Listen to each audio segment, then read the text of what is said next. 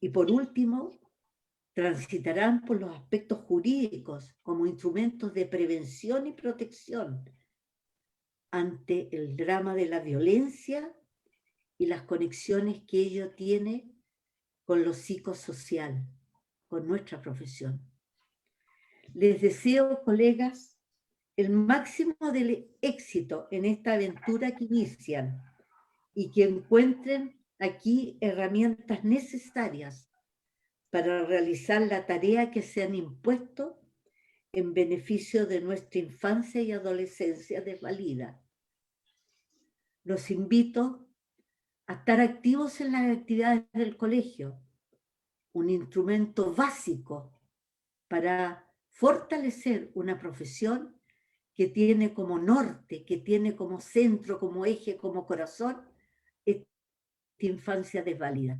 Gracias, colegas, éxito y que nos veamos en otras oportunidades pronto. Adiós. Chao, Carmencita, Muchas gracias. gracias, Dios, Carmencita, por darnos Chao. este tiempo. Y el saludo a Chao, los chao, colegas. chao. Gracias, chao. gracias a todos. Ya, la primera exposición, la denominada Convención de Derechos de la Niñez, una deuda pendiente, quien expondrá es don Josué Ormazábal, abogado de familia, especializado en Derechos Humanos de la Infancia. Fue uno de los 9 candidatos seleccionados por la Comisión de Derechos Humanos del Senado para postular al cargo de defensor de la niñez, pero actualmente es candidato a constituyente por el Distrito 10 en la lista ZB43. Además, él es un activo colaborador de nuestro colegio. Nos ha acompañado en diversas circunstancias y contingencias. Quien va a moderar este panel y el que va a seguir a continuación es nuestra colega, miembro de la Comisión de Niñas, licenciada Montserrat Rivera López. Por favor, Montserrat, quedas con absoluto dominio de este momento.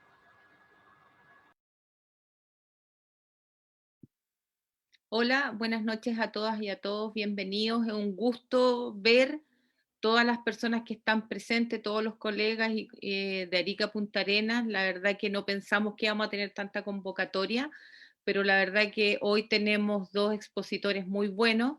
Y como decía Luis, nuestro próximo expositor, que es Josué Ormazábal, la verdad que es una persona que trabaja hace muchos años en derechos humanos y derechos de la niñez, en una defensa férrea de los derechos de la niñez, y la verdad que nosotros somos muy afortunados de tenerlo como colaborador del colegio y específicamente de la mesa de infancia. Así que, Josué, si está por ahí, por favor, asómese, de la cara, preséntese con los colegas que estamos aquí para escucharlo. Estoy presente, estimada Montserrat. Buenas noches, Josué, un gusto tenerlo acá con nosotros. Muchas gracias, Montserrat. Antes de compartir la presentación, quiero dar las gracias a la Comisión de Infancia del colegio, Paola, Monse, Luis, los demás colegas que la integran, por esta honrosa invitación, y en particular quiero darle un saludo a la vicepresidenta Carmen Román, creo que es el apellido, con quien tuvimos la oportunidad, junto a Paola y los demás miembros de la comisión, de hacer un trabajo bastante arduo en un recurso de protección presentado en las primeras instancias, ¿cierto?, del estado de excepción constitucional. Y desde ahí nos vincula una férrea amistad, ¿cierto?, mancomunada en valores y principios que pretenden hacer un aporte a la realidad del ejercicio del trabajo social, en especial en esta materia tan difícil como es el tema de derechos de la infancia. Habiendo dicho esto, voy a compartir la presentación. Necesito que me autoricen, Montserrat, porque está bloqueada la opción de compartir pantalla. Parece que es Luis, si no me equivoco, el que...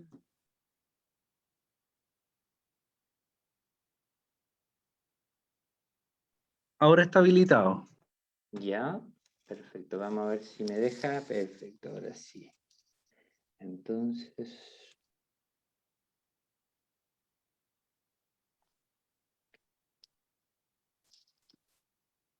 Compartir pantalla. ¿Estará compartiéndose? ¿La pueden ver? No, no se ¿No? ve. ¿Todavía no? No, Ya. todavía. No me está dando la opción, los archivos, no me está dando la opción, no sé por qué razón. Algo está pasando lamentablemente. A ver, veamos qué es lo que pasa. Avanzado. No me está dejando. Escucha. Luis, ¿Sí? ¿qué? Josué está como coanfitrión, así que no debería tener problema para No me está dejando compartirla. compartir pantalla. Está bien, A puedes ver. enviarla por correo y te la presento yo, o Montserrat, como quieras. A ver, veamos si lo consigo. Espérenme. Ah, ya, acá está. A Ahí ver. sí, Vamos a ver si ahora nos resulta. Ahora sí, ahí sí. Debería... Ya. Bueno, Ahí estas son debería estar cosas que saliendo. pasan Les en pido disculpas. en esta nueva formato de pasan estas cosas. vas a por estar en vivo. Ya. Ahora la están viendo. La presentación que están viendo debería decir Convención de los Derechos de la Niñez, una deuda pendiente. ¿Sí? ¿Correcto? Eso dice, sí, Bien. correcto. Muy bien.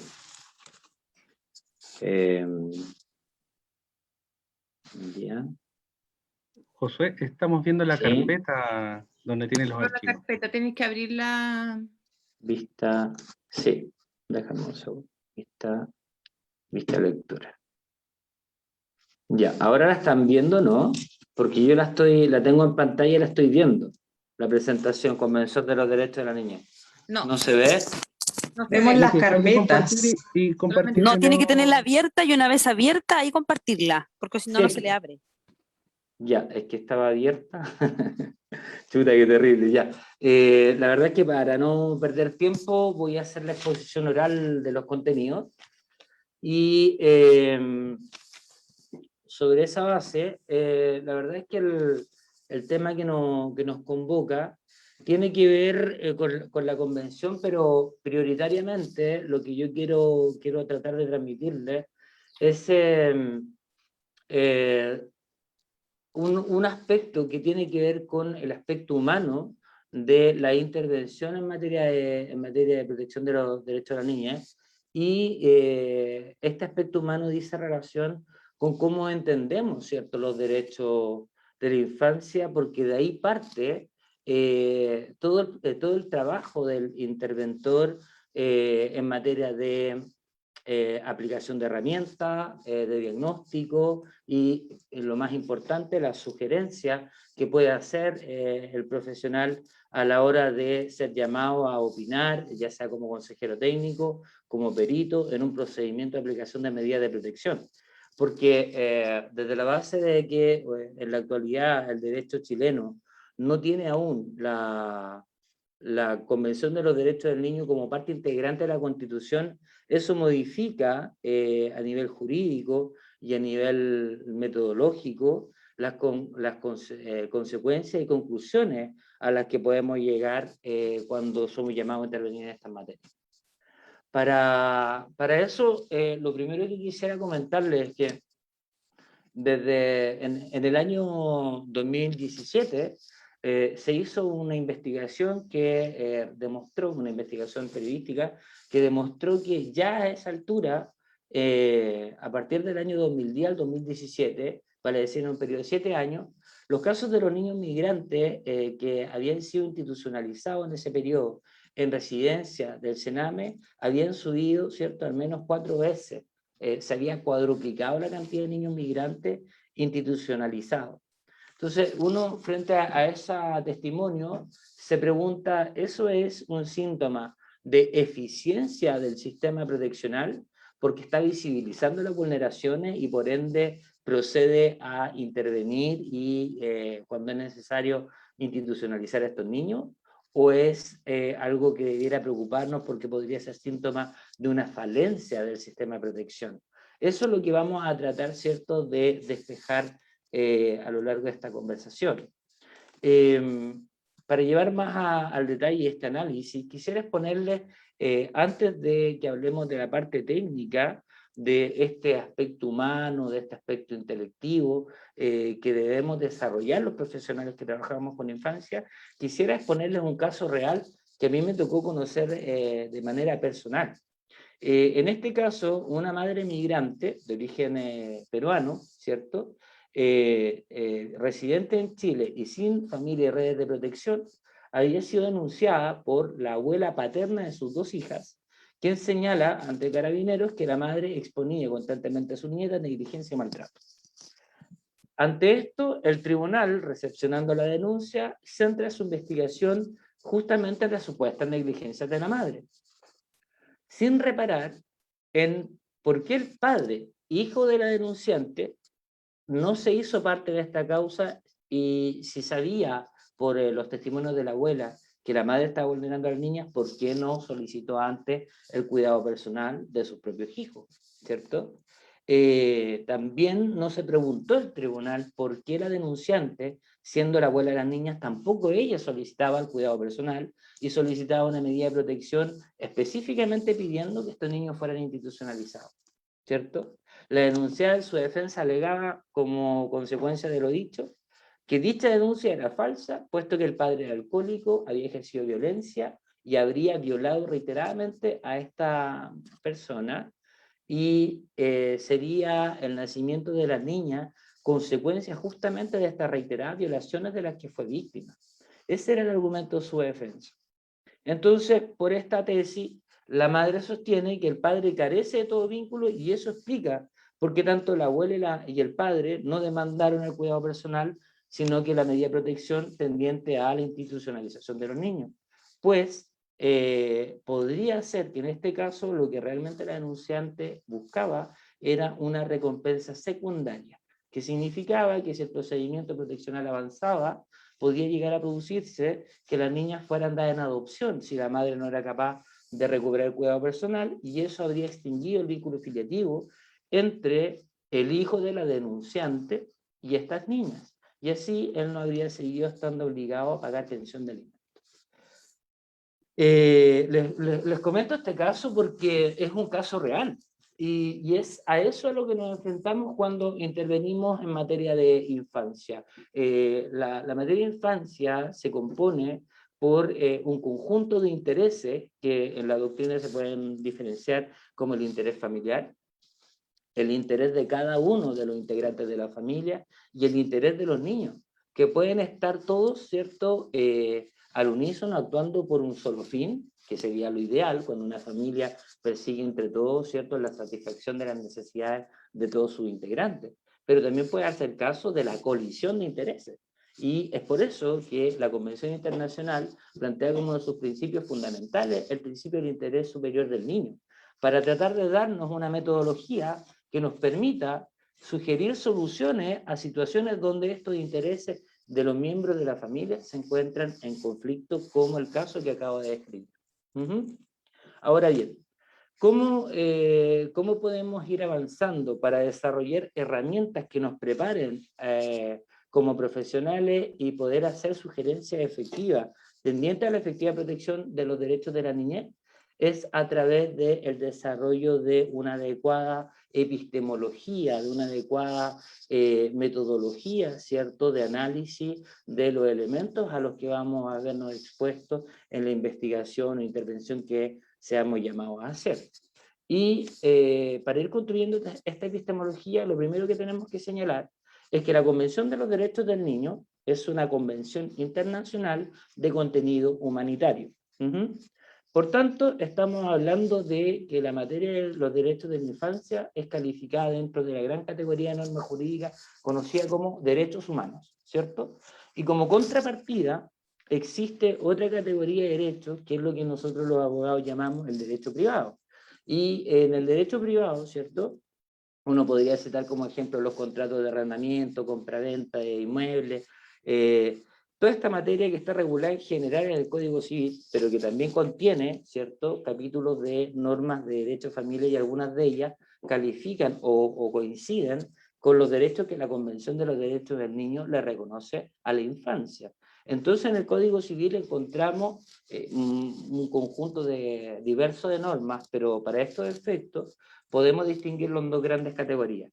Lo que podría ser los derechos humanos de la niñez, que son los que están contratados en la Convención y que están de alguna manera reconocidos por el Código Civil, y las demás normas, ¿cierto?, del derecho que son de corte privado, y la gran diferencia que hay entre estas dos grandes categorías de normas jurídicas es que cuando hablamos de derechos humanos normalmente nos estamos enfrentando a situaciones donde lo que hay en el fondo es un déficit de relación de poder, hay una disparidad, una relación asimétrica entre la víctima y el victimario. A eso se le llama, o esa es normalmente el escenario que enfrentamos cuando vemos causas de derechos humanos, ¿cierto? Porque un caso típico es, por ejemplo, las víctimas políticas, ¿no? Las víctimas de desaparición, de tortura por parte del Estado, son personas que están siendo violadas en sus derechos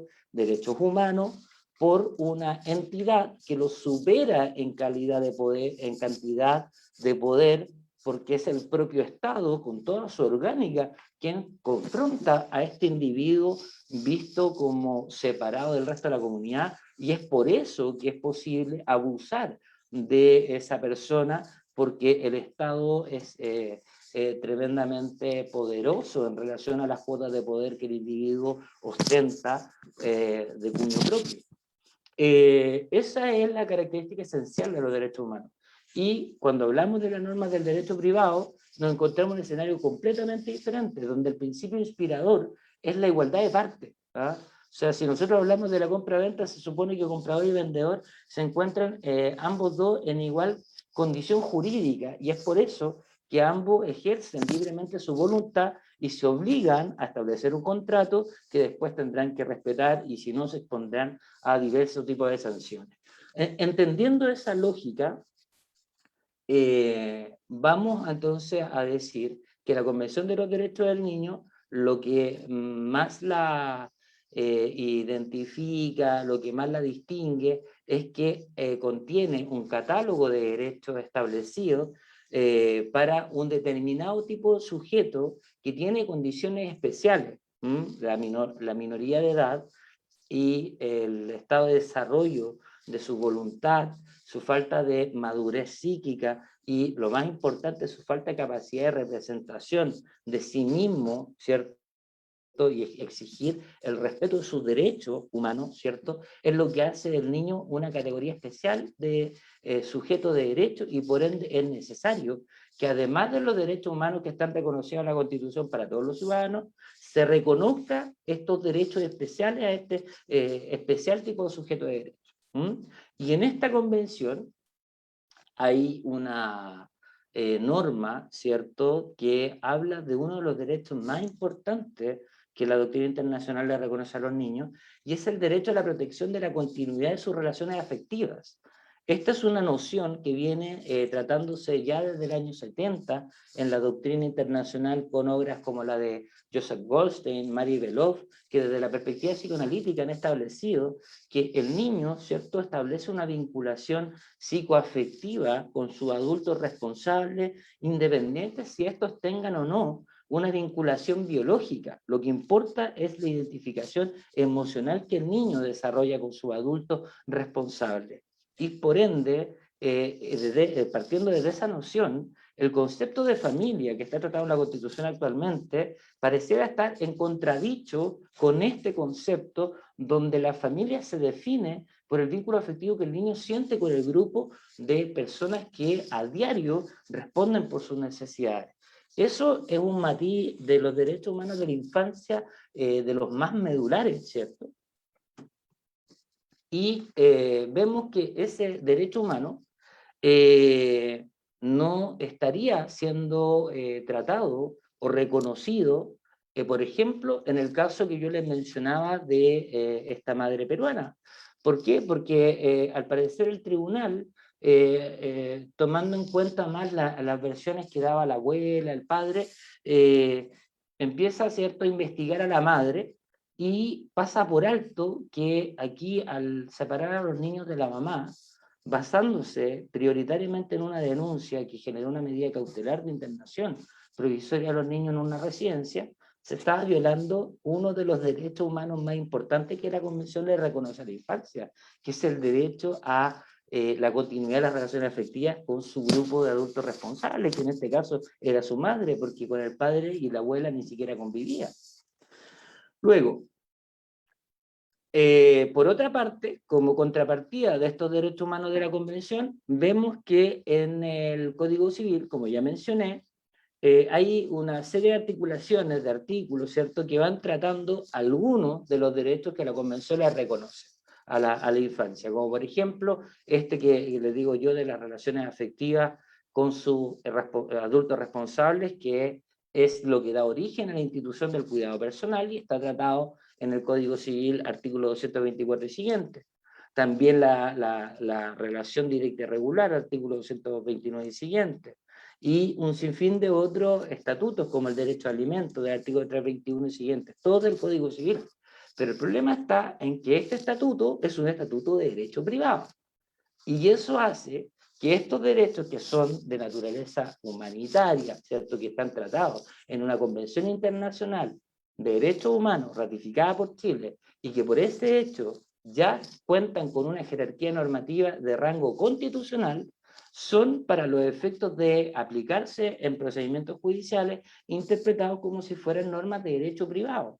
Lo que hace, ¿cierto?, que en la metodología con la que se resuelven las causas encuentre una posibilidad de sugerir diversas soluciones. Si yo lo trato como derecho privado, la importancia que le estoy dando al problema del niño que está siendo denunciado en tribunales pareciera ser menos grave que si yo lo considero como un conflicto de derechos humanos, ¿cierto? O sea, estamos hablando de que desde la propia familia, el propio órgano judicial, el programa de intervención y el Estado estarían desconociendo una norma que el Estado se obligó a respetar ante la comunidad internacional. Por tanto, estaríamos hablando de un ilícito jurídico, una aberración jurídica que no podemos seguir, ¿cierto?, omitiendo, invisibilizando. Por eso es necesario que tengamos mayor capacitación en estas nociones básicas de cuándo hablamos de derechos humanos, cuándo hablamos de derechos privados y los derechos del niño, ¿qué son? ¿Derechos privados o derechos humanos? Habiendo dicho esto, vamos a avanzar a un segundo tema un poco más técnico, para explicar, ¿cierto?, por qué es importante que tengamos clara esta distinción. Cuando hablamos de derecho privado, como les decía yo, el principio inspirador es el principio de la igualdad entre las partes. Y ya sabemos que cuando un niño está enfrentándose a su familia o al Estado, no se puede hablar de una igualdad de partes. El niño, justamente por ser un sujeto que carece de las condiciones del sujeto de derecho pleno, es que necesita que se regulen derechos especiales para su protección. Por tanto, imposible que consideremos que haya igualdad de partes en materia de infancia. Cuando hablamos de los derechos de los adultos, del derecho privado normal, del sujeto de derecho pleno, aparte del principio de la igualdad de partes, hay también un tratamiento lógico que desde la perspectiva jurídica se conoce como la estructura lógica de la norma jurídica. ¿Qué significa esto? Que el derecho civil, el derecho privado, se construye sobre una determinada metodología. ¿Y qué nos dice esta metodología? Básicamente nos habla de lo que es la norma primaria y la norma secundaria, y que para efectos prácticos lo que nos ordena a los intérpretes del derecho es lo siguiente. Dice, dado un presupuesto legal establecido en la norma, usted como operador del derecho debe aplicar la consecuencia jurídica que la propia norma le ordena. O sea, por ejemplo, si usted choca un auto, la consecuencia es que va a ser obligado a indemnizar. Esa es la lógica de imputación, la lógica de asignarle una sanción, ¿cierto? Entonces es una lógica muy, muy de carácter lineal, ¿ah? Podríamos incluso llamarla simplista, y esa es la forma en que normalmente se piensa el derecho privado. Y esa lógica no aplica cuando hablamos de derechos humanos de la infancia. ¿Por qué? Porque ya he mencionado, la Convención de los Derechos del Niño contempla un principio que se conoce como el principio del interés superior del niño. Y este principio es una noción marco. ¿Qué significa esto? Significa que toda vez que en la legislación nosotros encontremos un artículo donde el legislador diga se tendrá especial consideración con el interés superior del niño, ahí no nos sirve esta lógica de imputación de la cual yo hablaba antes, donde dado A debe ser B. Es decir, que en este caso, cuando hablamos de derechos del niño, el legislador ha guardado silencio a propósito. ¿Por qué? Porque sabe que en materia de derechos humanos, las situaciones de abuso que se pueden dar son absolutamente disímiles. Hay una modalidad de vulneración tan amplia que es imposible que el legislador se ponga en todos los casos al redactar una norma. Por eso acude a este elemento jurídico de las nociones marco como el interés superior del niño, porque lo que le está diciendo a todo intérprete del derecho es usted, en este caso, lo que tiene que hacer es hacer un análisis lógico complejo, donde lo que va a tener que hacer es buscar la solución más adecuada para restituir al corto plazo los derechos que a este niño se le están vulnerando. Eso significa, en términos básicos, lo que es el interés superior del niño.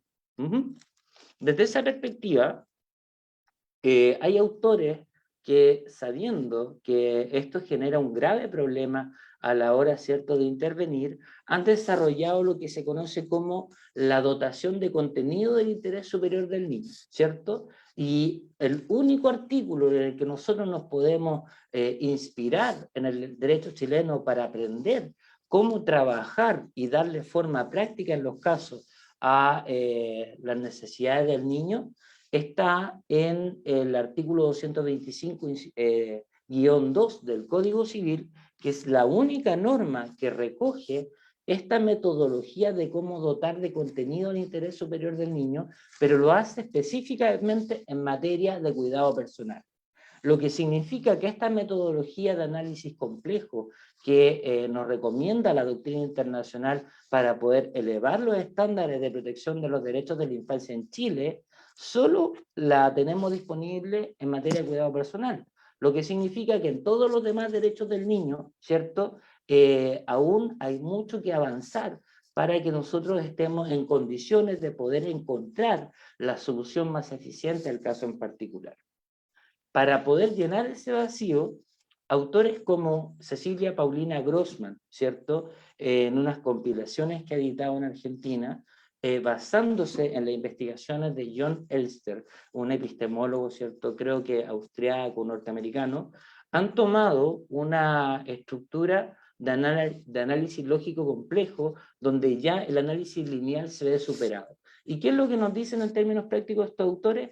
Es que cuando tengamos una situación donde un niño está siendo vulnerado, donde está siendo objeto de una insatisfacción de sus necesidades, vamos a tener que hacer una pesquisa con distintos elementos que nos presente el caso. El primer elemento que vamos a tener que buscar es determinar qué necesidades tiene insatisfecha ese niño. Luego, analizando la triangulación que se produzca, toda la información a la que tengamos acceso, vamos a tener que pasar a determinar qué opciones me presenta este caso para satisfacer esas necesidades que se encuentran insatisfechas. Posteriormente, en cada una de las opciones, tenemos que ser capaces de hacer un diagnóstico de posibilidades de que los resultados esperados en esta opción se produzcan. Para, por último, valorar, ¿cierto?, conforme a esas posibilidades, cuál sería de todas las opciones que este caso nos presenta, la más adecuada a sugerir que simplemente por una resolución judicial.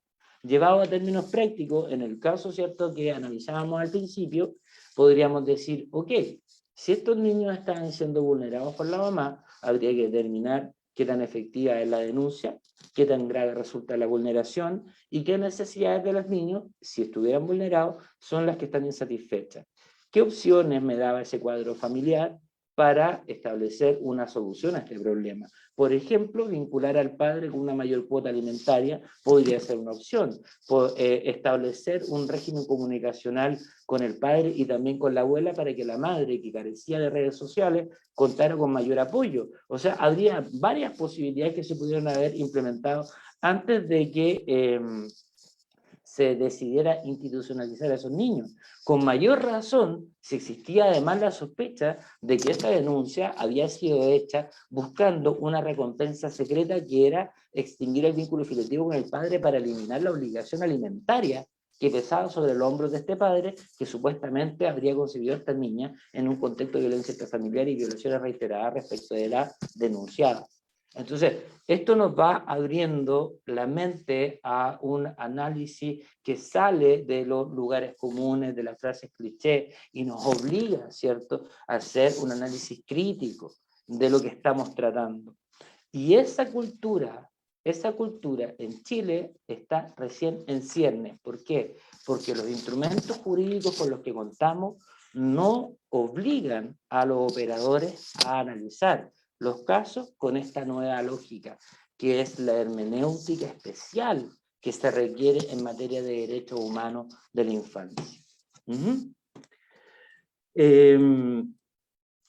Siendo así, aparte de desarrollar todos estos tremendos aportes, la doctrina internacional, los investigadores en materia de derechos humanos, nos traen a colación algunas escuelas que han avanzado ampliamente en este tipo de análisis y dentro de ellos podemos citar líneas de pensamiento como por ejemplo la teoría del paradigma de la complejidad de Edgar Morin, el autor francés, que nos habla de que la realidad ya no es algo que se puede interpretar en términos simples o lineales, sino que algo complejo, multifactorial y que debe ser analizado desde esa lógica para poder comprender de mejor manera el fenómeno al que nos estamos enfrentando.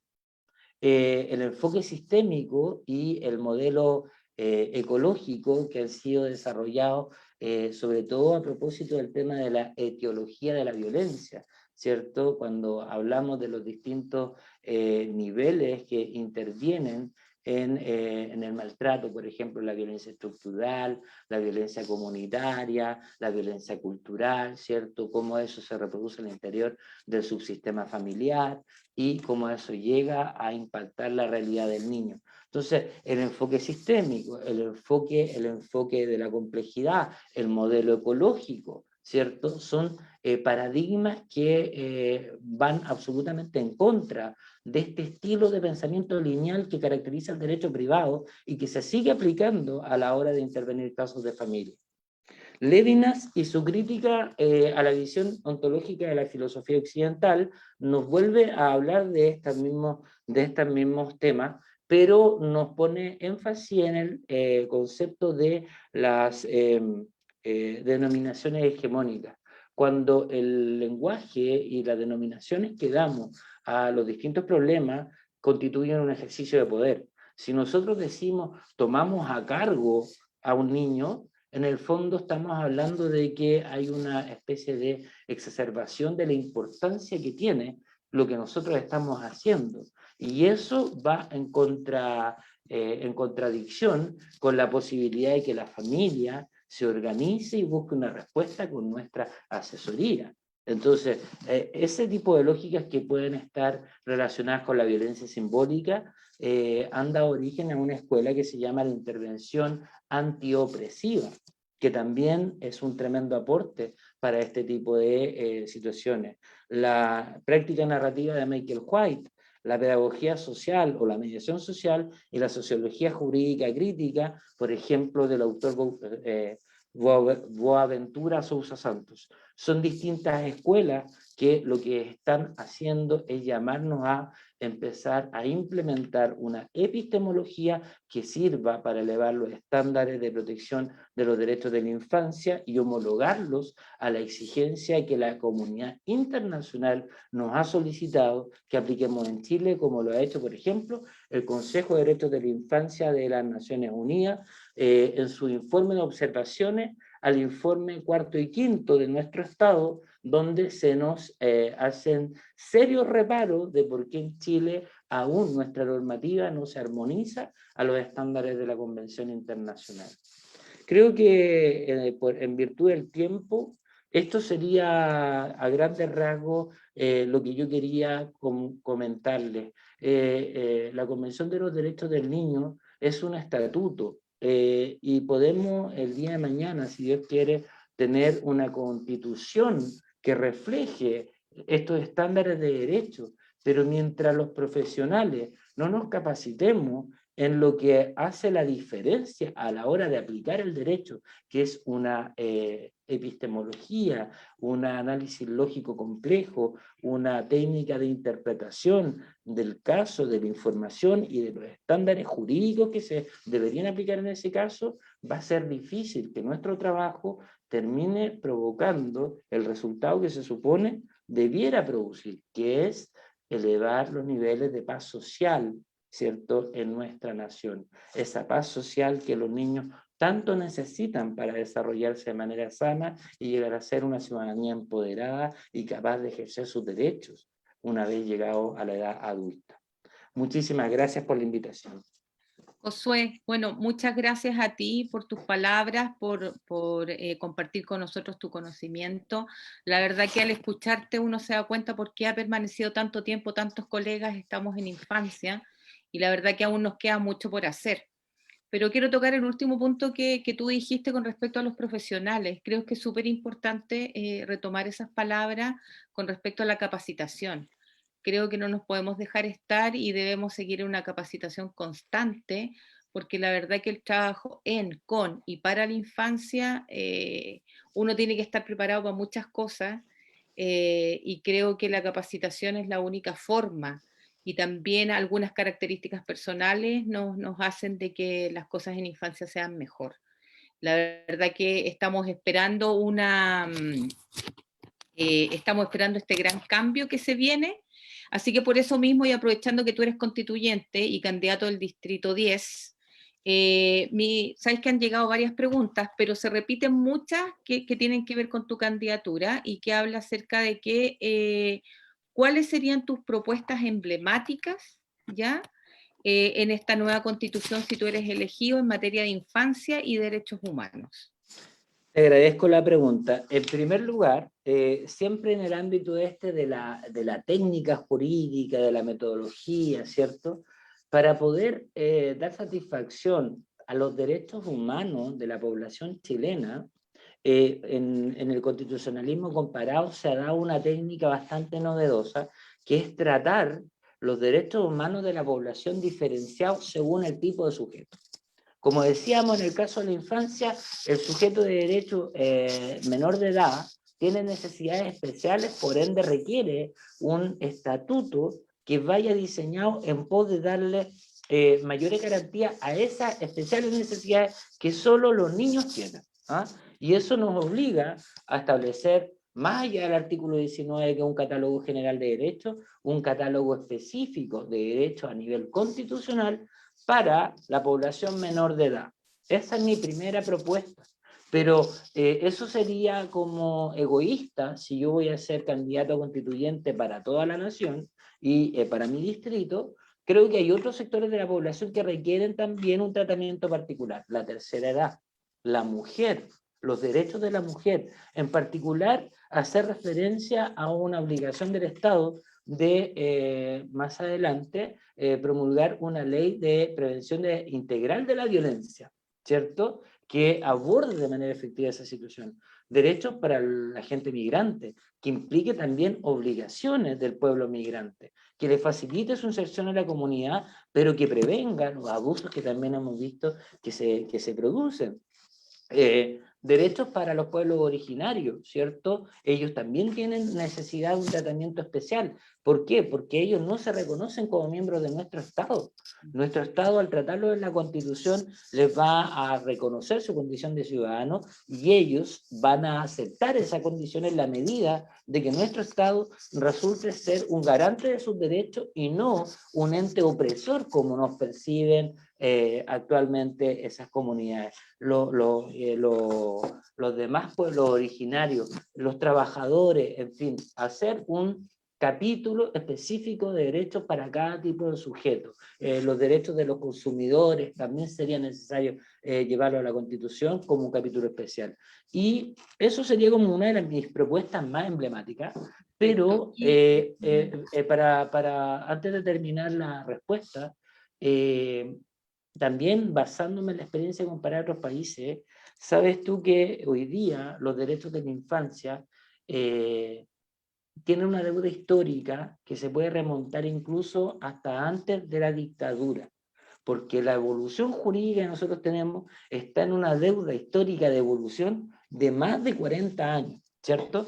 Y eso, ¿cómo podemos apreciarlo? Por cómo opera el sistema, ¿cierto?, proteccional chileno en la actualidad. Hay muchos niños que sus familias denuncian que han sido institucionalizados violando el debido proceso. Denuncias falsas como la que hablábamos al principio de esta conferencia. Falta de medios de prueba que hayan permitido contravertir la denuncia. Falta de asesoría legal de esas familias porque carecen de recursos para que un abogado los defienda frente a un aparato estatal que cuenta con todos los recursos necesarios para poder llevar a cabo una denuncia y un procedimiento en contra de esa familia. Entonces, si eso es verdad, resulta que hoy día hay muchos niños que están institucionalizados o que incluso fueron dados en adopción, que si hubieran tenido un debido proceso tal vez nunca habría pasado que los institucionalizaran, porque el Estado chileno tenía que haber cumplido con una garantía que da la Convención, que es si la familia estaba en crisis, el Estado debió haber intervenido a la familia y ayudarla a superar su crisis. Y si eso no fue posible, recién ahí recomendar la institucionalización del niño. Pero en Chile la lógica que se aprecia según estas denuncias que muchas familias chilenas hacen es que está invertida, que es más fácil institucionalizar que invertir en la reparación de esas familias.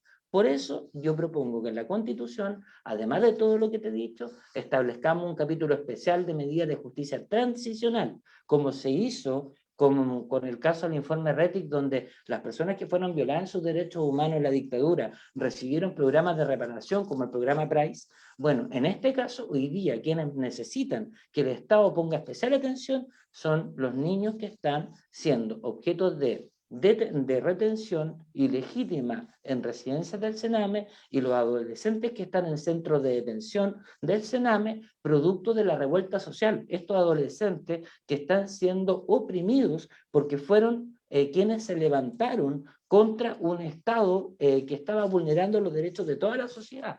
El estallido social tuvo un costo y ese costo lo están pagando los jóvenes chilenos. Por tanto, mi propuesta es que además de lo que te digo, se establezca un capítulo que cree una comisión de investigación, recepción de denuncias y búsqueda de soluciones alternativas que permitan desinstitucionalizar a los niños que no requieren estar ahí y con mayor razón a los adolescentes que están siendo retenidos por la instrumentalización del Poder Judicial por parte del Estado con fines políticos. Esas son como mis dos grandes propuestas.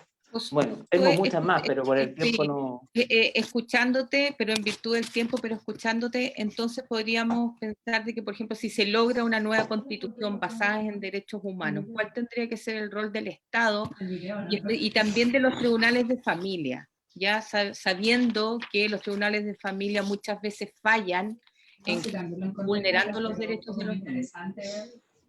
Hay un micrófono que está prendido, está generando... gracias. Mira, ¿Me siguiendo escuchaste la pregunta o te la repito? Sí, no, la entendí perfecto. Ya. Mira, yo creo que esta nueva constitución, si incorpora elementos como los que estamos discutiendo, nos va a poner, el primer problema que nos va a poner es que nos va a obligar a esta incorporación por parte de los intervinientes en los procedimientos de familia de esta nueva lógica de derechos humanos y dejar de pensar a la niñez desde la perspectiva de lo que dice el Código Civil, ¿cierto? Entonces, hay una posibilidad de elevar normas como la del artículo 225-2, pero a rango constitucional. Por tanto, ponemos a nivel constitucional la obligación de que los interventores se vean en la necesidad de desarrollar este análisis complejo del que yo te hablaba, y que eso se vea reflejado en lo que en derecho se llama la fundamentación del fallo, que también deberíamos aplicarlo a resoluciones administrativas. Todo interviniente, ya sea un juez, un funcionario público, un perito, debiera aplicar esta metodología y desarrollar el análisis de los elementos que yo te describí previamente para poder establecer que si el resultado que esa medida produce en la vida del niño no calzar en el tiempo con la necesidad que se supone estaría reparando con esa vulneración que originó esa intervención, entonces ese hecho haría posible exigir la modificación de esa medida. Eso es algo que en la nueva Constitución debiera estar establecido y nos va a obligar a todos los que trabajamos a capacitarnos en esta nueva forma. Además, siguiendo con la misma lógica, si vamos a insertar derechos especiales para los niños, también se requiere un recurso de protección, porque no basta la declaración de los derechos, tienen que ser garantizados. Y la garantía de los derechos humanos en Chile está dada por el artículo, ¿cierto?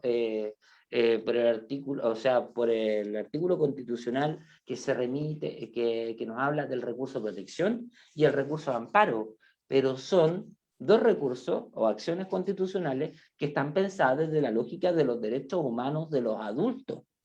Si vamos a tener derechos humanos especiales para los niños, vamos a requerir de un recurso especial, que sería un recurso de protección extraordinario, por decirlo de alguna manera, para justamente exigir que los derechos de la infancia, reconocidos por la Constitución, sean reparados de manera perentoria, al igual que hoy día podemos reclamar la reparación de actos arbitrarios, ilegales e injustos en contra de nuestros derechos del artículo 19. Básicamente va a significar la obligación del Estado de ir adecuando, por último, con nuevas leyes, todo lo que dice relación con la forma en que tratamos esta materia a nivel jurídico. Se va a requerir reformar el Tribunal de Familia, los procedimientos, establecer requisitos para los peritos, para los consejeros técnicos, y ojalá incluso se pudiera llegar a crear, así como hay gente que está pidiendo una defensoría para las víctimas en materia penal, ¿por qué no pensar en una defensoría judicial para los niños que son objetos de medida de protección? Porque ahí se requiere un abogado experto en derechos humanos de la infancia. El curador ad litem que tenemos en Chile no cuadra con la figura que la Convención Internacional de los Derechos del Niño establece, que es un abogado del niño. El curador ad litem no siempre es la persona con una experiencia, no siempre es la persona más preparada, y además, si tenemos esta deformidad que ya hablaba de las lógicas con las que interpretamos el derecho y entendemos los derechos del niño como un derecho privado sujeto al interés de los adultos que lo interpretan, estamos mal. Entonces, esto va a generar una serie de exigencias para nuestro sistema y vamos a ver si estamos a la altura de poder dar cumplimiento a este tremendo desafío que implica la reforma que se nos viene como consecuencia de la nueva Constitución. Sí, Josué, bueno, yo te agradezco porque la verdad que al escucharte nos podemos dar cuenta que queda mucho por hacer, harto por hacer en realidad en materia de derechos de la infancia. Y bueno, yo te lo agradezco mucho, todos te lo agradecemos, te invitamos que no te vayas, porque viene otro expositor y tenemos varias preguntas al final, ¿ya? Así que muchas gracias, Josué, buenas noches y espero que sigas apoyándonos siempre. Montserrat, como tuvimos este problema técnico, yo les voy a hacer llegar la presentación. Perfecto. Para que ustedes la compartan a los asistentes, porque lo mismo que dijimos, van a poder ver el video, me imagino después, lo van a poder tener en PowerPoint también para que lo lean y lo comparen. Ahí hay una gráfica que explican esto de las dos lógicas jurídicas de las que tanto hablé. Perfecto, muchas gracias, Josué. Encantado, también. Gracias a ustedes. Luis, le doy la palabra. Gracias, muy amable. Ya me estaba sintiendo afectado tanto silencio. No, son bromas. Bueno, queridos colegas, como ven, tenemos gente que nos apoya, que es bastante interesante, bastante conocedora en profundidad de sus temas. Bueno, y a quienes no tengan candidato en el distrito 10, ahí conocieron directamente a una persona que desde su accionar podría coincidir, ¿no es cierto?, con nuestros intereses de poder garantizar a través de la Constitución la mejor protección de los niños, niñas y jóvenes de nuestro país, cosa de ir mejorando nuestras relaciones sociales. A continuación nos va a acompañar otro gran colaborador nuestro. Él va a exponer sobre familia y diversidad. Y lo hace desde una pregunta, ¿no es cierto? ¿Es posible en la nueva Constitución? Él es don Rodrigo Poblete, abogado, es profesor de Derecho Constitucional, fue uno de los abogados que alegó en defensa de la ley del aborto en 3 causales ante el Tribunal Constitucional, y también es candidato a constituyente por el distrito 17 del Maule Norte. Él figura en la lista YD número 20, y él está participando en este foro, igual que muchos otros colegas, ¿no es cierto? En este caso, él lo hace desde la ciudad de Talca, me parece. Así que va a moderar esta exposición también la licenciada Montserrat Rivera López. Así que le doy toda la tribuna, querida colega, para que usted interpele a don Rodrigo Poblete y se haga cargo de su exposición.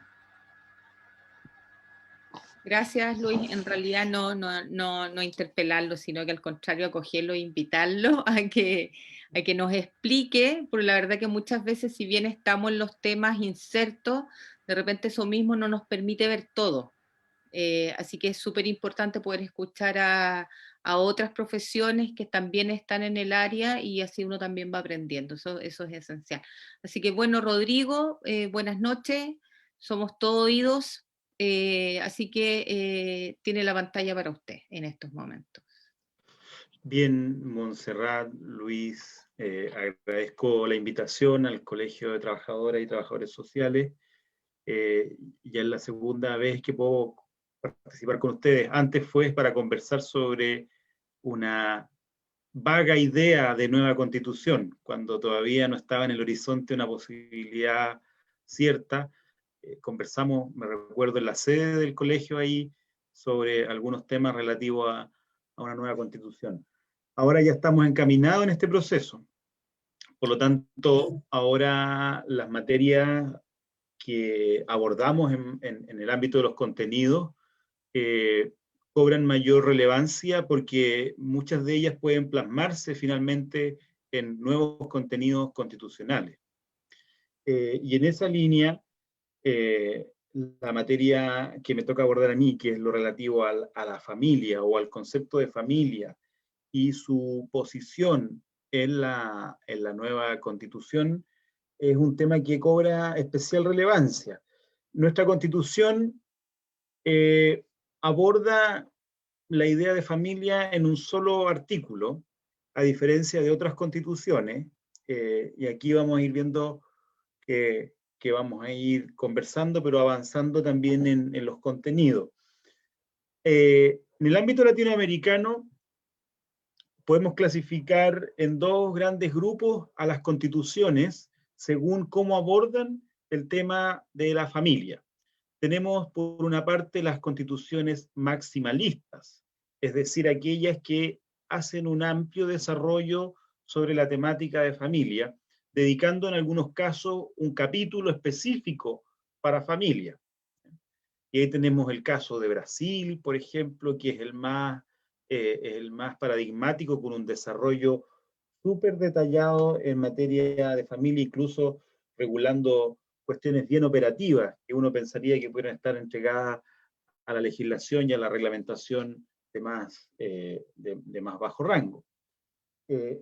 Y tenemos, por otro lado, las constituciones mínimas o minimalistas en el ámbito de la familia, que presentan un desarrollo mucho más básico o elemental del concepto de familia, o que derechamente lo abordan, digamos, como un principio rector del Estado, pero sin entregar mayor desarrollo particular a la materia, ¿ya? Y ahí tenemos el caso de Argentina, Costa Rica, México, Uruguay, por ejemplo, de las constituciones que desarrollan una perspectiva más minimalista. Y en la maximalista yo había mencionado a Brasil como el paradigma, pero está el caso de Bolivia, Cuba, Colombia, Ecuador, para señalar algunos ejemplos. Y de hecho, si nos ponemos en comparación, en América Latina son una inmensa mayoría las constituciones que hacen un desarrollo más extenso de la temática de familia en comparación con aquellas constituciones que hacen un desarrollo más acotado o minimalista, ¿ya? Ese es un primer aspecto. En nuestro caso, la Constitución chilena, la palabra familia propiamente tal la menciona una sola vez, que es en el artículo 1. Y la menciona en el artículo 1, ubicado en las bases de la institucionalidad. Por tanto, tiene una ubicación estratégica en nuestro diseño constitucional.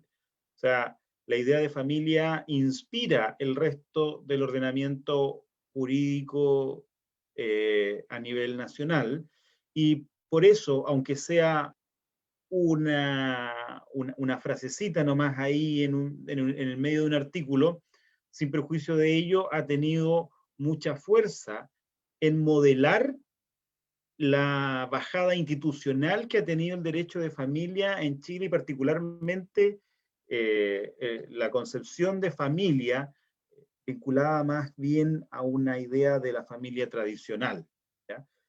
Si bien nuestra Constitución no entrega una definición de familia, ¿ya? No nos da un concepto, lo que dice nuestra Constitución simplemente es que la familia es el núcleo fundamental de la sociedad y que es deber del Estado darle protección a la familia.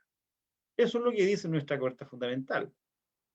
Entonces la pregunta es, ¿de dónde sacamos esta idea de que entonces la familia tradicional, ¿cierto?, conformada por un hombre y una mujer y eventualmente hijos, es la única que merece protección jurídica? Bueno, eso no tiene tanta relación con la Constitución, sino que más bien con una historia de nuestro derecho civil que ha sobrevivido a varias constituciones, ¿ya? Entonces hay que tener presente que muchas de estas instituciones jurídicas y sociales responden más bien a una fuerte tradición, más bien arraigada en lo legal que en lo constitucional, ¿no? Pero si vamos a hacer una interpretación más bien armónica de nuestro ordenamiento jurídico vigente, tenemos que vincular dos artículos.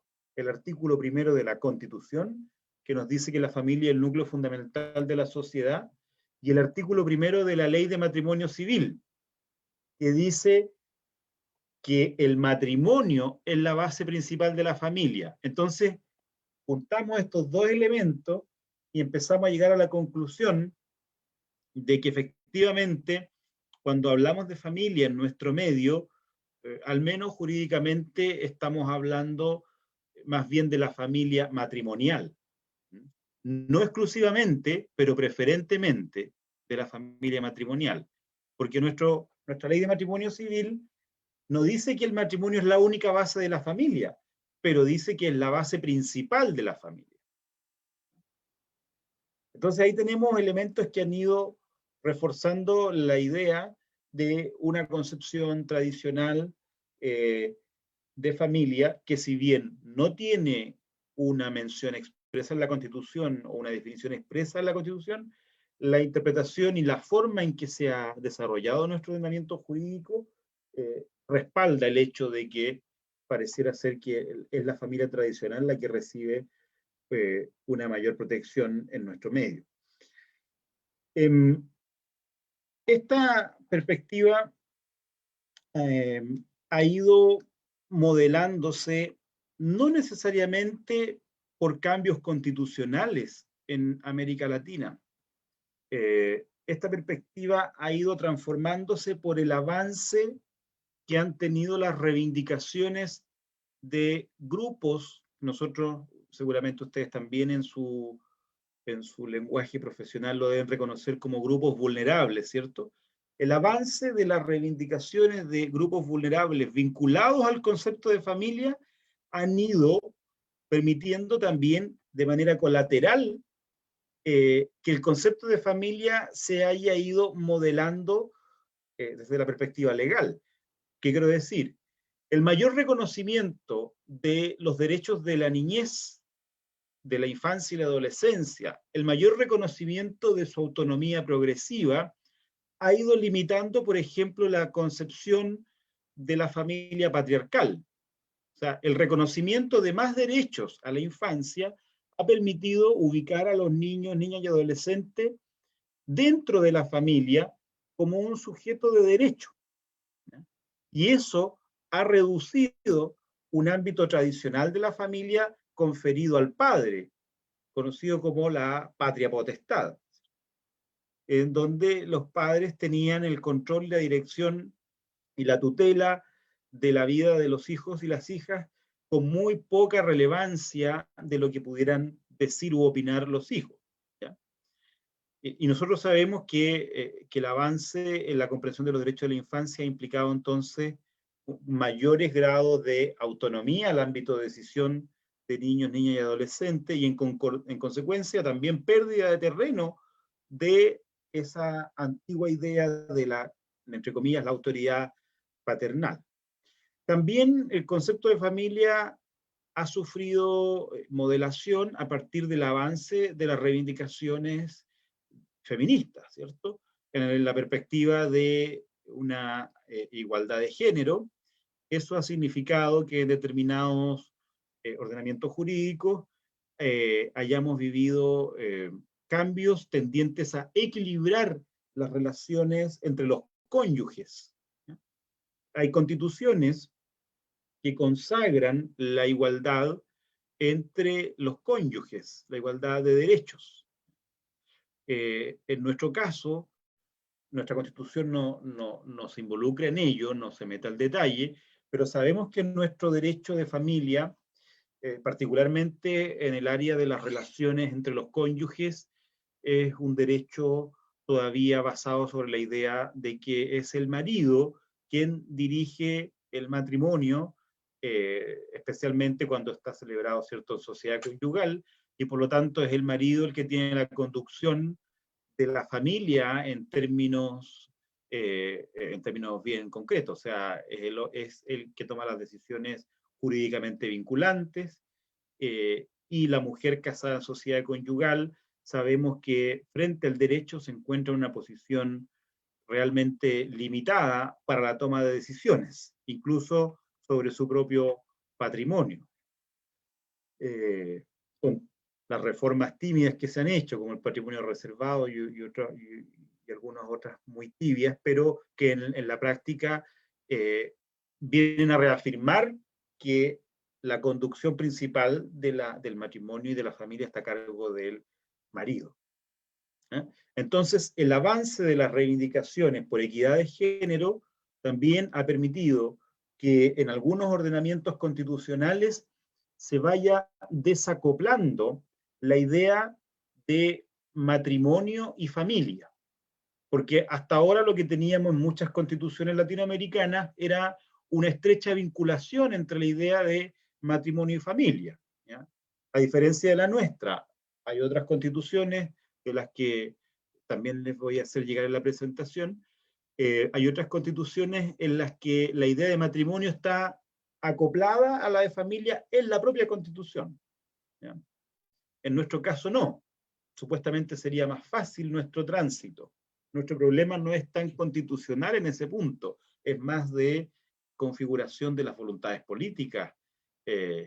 No tenemos un real problema constitucional en el concepto de familia actualmente. Me voy a hacer cargo de esta afirmación más al final. Luego entonces estábamos diciendo que el avance del reconocimiento de derechos, por ejemplo en el caso de la infancia y en el caso de las mujeres, ha ido moderando y modelando las concepciones tradicionales de la familia. También en esta perspectiva está la idea de la liberalización de algunas sociedades latinoamericanas o la secularización de algunas sociedades, que ha permitido también desacoplar la idea de familia y matrimonio de las concepciones religiosas predominantes en determinados países. Y en eso pareciera ser que Chile y Uruguay son los países que han vivido procesos más rápidos de secularización, es decir, que su sociedad, para decirlo en fácil, deja de estar mirando permanentemente lo que dice el clero para actuar y para reflexionar. Hay países latinoamericanos donde todavía la opinión de la conferencia episcopal marca la conducta pública de las personas de manera muy determinante, y de las autoridades, por supuesto. En nuestro medio hemos tenido por distintos factores, ¿cierto?, una especie de divorcio entre la sociedad y las instituciones eclesiásticas, lo que ha permitido desacoplar también instituciones estrictamente jurídicas y que debieran estar reguladas por la legislación, pero que hasta ahora se veían fuertemente vinculadas por su regulación canónica. Entonces es frecuente escuchar como argumento, por ejemplo, para rebatir el matrimonio igualitario, señalar que el matrimonio es una institución religiosa. Por supuesto que es una institución religiosa, pero no es solo de una religión tampoco. Hay varias religiones que otorgan valor simbólico al matrimonio, y por supuesto que las distintas religiones le otorgan ese valor en distintas conformaciones a esos matrimonios. O sea, la idea de que el matrimonio es entre un hombre y una mujer es una cosa que está radicada fundamentalmente en Occidente, y que, para decirlo en términos numéricos, somos la minoría del mundo. La mayoría del mundo se ubica al otro lado de la línea, y es en Oriente, digamos, donde las concepciones culturales son mucho más variadas en términos de conformación de la familia y de las relaciones afectivas. En esa línea también ha influido la lucha por los movimientos de derechos de las comunidades LGTBIQ+, o sea, la lucha por lo que se ha denominado la diversidad, por las relaciones entre parejas del mismo sexo, el reconocimiento de esas relaciones, también ha implicado un avance, ¿cierto?, de esos conceptos, y una reducción del ámbito tradicional de la familia en los ordenamientos jurídicos, no solamente latinoamericanos, sino que a nivel europeo también, con algunos matices. Por ejemplo, en Europa, el Tribunal Europeo de Derechos Humanos, si bien ha reconocido la idea de que la familia no es un concepto uniforme, al mismo tiempo el Tribunal Europeo no ha dado el paso de decir que el derecho a formar un matrimonio corresponde a parejas del mismo sexo. En eso el Tribunal Europeo ha respetado la decisión de los estados, ha dicho los estados tienen que ir decidiendo cómo modelan sus relaciones de familia, y en definitiva los estados deciden quiénes son los que están habilitados para contraer matrimonio. Sin embargo, es indiscutible que el avance del matrimonio igualitario también ha rediseñado y reconfigurado en distintos países el ámbito de influencia que tenía el concepto tradicional de la familia. Ahora, hay que considerar también que en nuestra historia del derecho de familia, los avances en materia de reconocimiento de derechos, por ejemplo, a la igualdad de los hijos, tanto los que nacían dentro del matrimonio como fuera del matrimonio, el reconocimiento del derecho, ¿cierto?, a poner fin al matrimonio a través del divorcio, y recientemente el reconocimiento de las parejas del mismo sexo a contraer un acuerdo de unión civil, son todas materias bien recientes en nuestro país. y en eso nosotros tenemos una interrupción de nuestro camino evolutivo en materia del derecho de familia en relación con lo que vivieron otras democracias. Aquí hubo una línea que se interrumpió fundamentalmente por la influencia de la orientación valórica de la dictadura, pero eso nosotros lo podemos verificar de manera súper latente al mirar que recién en la vuelta a la democracia, y bien avanzada ya la vuelta a la democracia, lograron resolverse cuestiones que son de toda lógica, como por ejemplo la posibilidad de disolver el matrimonio a través del divorcio. Y el reconocimiento de los hijos en igualdad de condiciones. Ustedes saben que hasta hace muy poco teníamos en nuestro país la odiosa distinción entre hijos legítimos y entre hijos ilegítimos o naturales. Y hay personas que todavía viven las consecuencias de ello, personas mayores que fueron, ¿cierto?, inscritas con el antiguo régimen, fueron inscritas en el registro civil con el antiguo régimen, y que hoy tienen que probar judicialmente que son hijos de o hijas de, ¿ya? Aun cuando existe una ley que eliminó esa distinción. Pero en la práctica se encuentran todavía con que esa ley no operó retroactivamente para regularizar la situación de esas personas.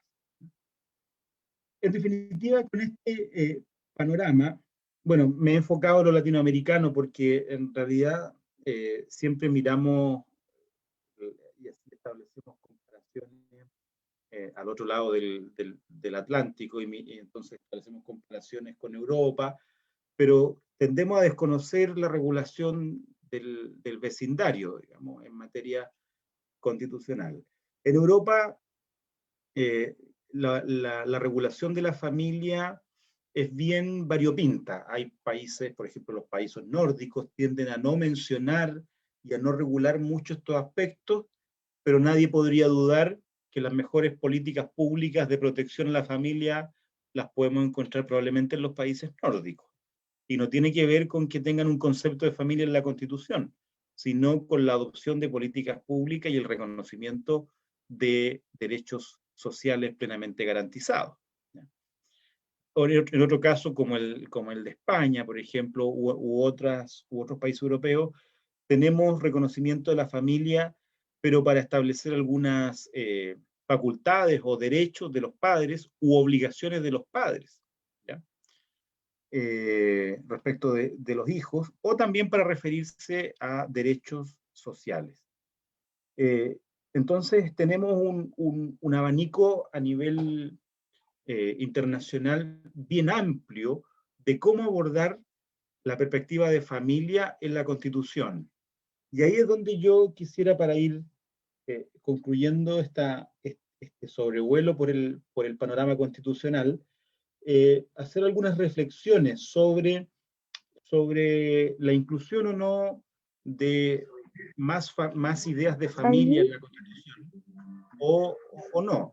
Y ahí yo no tengo mis dudas. Yo no sé si tengamos que, en el proceso constituyente, encontrar un sustituto para cada frase de la Constitución actual, ¿ya? A veces me parece que es un esfuerzo un poco estéril. Es decir, el proceso constituyente, una de las gracias que tiene es la denominada hoja en blanco. Eso quiere decir que no tenemos que partir con la actual Constitución como referente para ir diciendo, a ver, el inciso primero del artículo 1 dice tal, ¿qué queremos que diga ahora el inciso primero de nuestro nuevo artículo 1? Entonces, no tenemos que trabajar necesariamente en relación con todos los contenidos vigentes de la actual Constitución. Entonces, algunos se quiebran el mate diciendo, ¿cómo vamos a meter o insertar el tema de la diversidad de familias en la Constitución?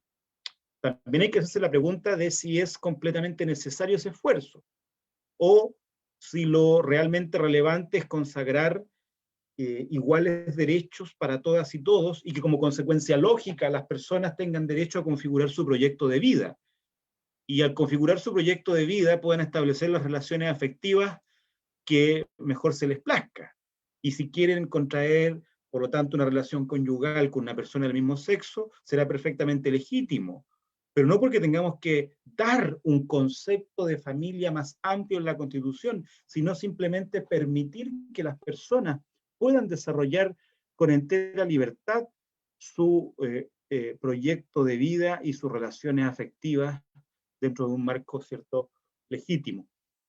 Entonces, si tuviéramos que hacer algo respecto de la familia en la Constitución, yo preferiría que en eso fuéramos un poco más minimalistas, porque podemos cometer el error como generación de intentar plasmar en esta nueva Constitución nuestras actuales concepciones valóricas o morales de familia, atando a futuras generaciones a lo que hoy nosotros consideramos como un avance tal vez, o como un quiebre, ¿cierto?, con lo que traíamos, y decimos, no, con esta la hacemos, vamos a asegurar en la Constitución tal cosa. Pero indirectamente estamos vinculando a generaciones futuras a nuestras actuales concepciones valóricas con todos los avances y trancas que todavía tenemos en esta materia. Entonces, en esa línea, yo optaría por un modelo más mínimo de reconocer la diversidad de familias, por supuesto, y reconocer, ¿cierto?, los derechos sociales que tienen directa relación con la protección de la familia, porque no hay mejor manera, pienso yo, de proteger la familia que un Estado garante de derechos sociales mínimos como educación, salud, vivienda, trabajo y pensiones, para solo señalar algunos, en lugar de estas declaraciones medias rimbombantes, ¿cierto?, pero que no se traducen en políticas públicas de carácter eficaz. Y ahí entonces yo diría, bueno, reconozcamos la diversidad de familias, pero al mismo tiempo tengamos un robusto catálogo de derechos sociales. Y, por supuesto, un catálogo específico para los derechos de la infancia, por su propia especificidad, que no pueden ser tratados en el catálogo general de derechos. En eso, a mí, como asesor legislativo, me tocó trabajar en una reforma constitucional que perdimos porque en el actual gobierno, de hecho, Chile Vamos no dio los votos para reconocer un nuevo artículo relativo a los derechos de la infancia y la adolescencia en la Constitución. Y nosotros sabemos que hay aspectos de especificidad propia de este grupo que requieren atención y por lo tanto no pueden estar envueltos en el bolsón de derechos, ¿cierto?, de que somos titulares todas las personas, porque lógicamente esa construcción y esa configuración de ese catálogo general de derechos está en una perspectiva bien adultocéntrica, y por lo tanto, ¿cómo entonces incorporamos la dimensión de la infancia y la adolescencia en la Constitución a través de derechos específicos de que sean titulares los niños, las niñas y los adolescentes? Así que desde esa perspectiva a mí me parece que estas serían las reflexiones que uno podría hacer para pensar, digamos, hasta qué punto es conveniente regular las relaciones de familia en la Constitución, o si más bien conviene establecer algunas definiciones generales y entregar a las mayorías democráticas, que son más dinámicas, que son más rápidas y que permiten ir adecuando el ordenamiento jurídico al espíritu de los tiempos. Por lo tanto, la legislación tal vez es la más indicada para ir diseñando y configurando nuestro modelo de relaciones de familia hacia el futuro. El punto es, con esto cierro, es que la Constitución no puede ser un obstáculo para el reconocimiento de los derechos y de la igualdad entre los distintos tipos de familia. Y lo que tenemos hoy es que la actual Constitución se transforma en un obstáculo por su interpretación y por su carga histórica. Esa es la diferencia o el cambio de clic, digamos. Una Constitución que nos permita adoptar decisiones con las mayorías democráticas y avanzar sin las cortapisas que nos impone la actual Carta Fundamental.